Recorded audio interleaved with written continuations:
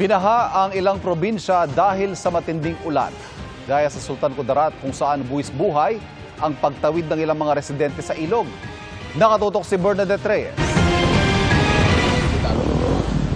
Nakasakay sa isang improvised balsa at nakakapit sa lubid ang mga residenteng yan sa isang ilog sa Sultan Kudarat.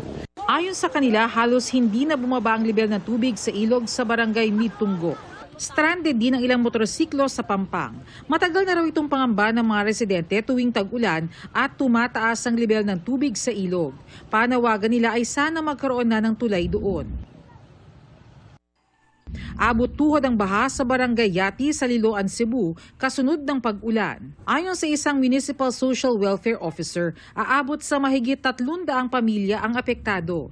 Namigay naman ng food assistance ang Liloan Municipal Office sa mga apektado.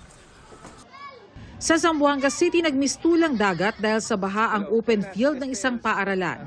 Ayon sa isa sa mga magulang, binahari ng classrooms. Para sa GMA Integrated News, Bernadette Reyes, nakatutok 24 oras.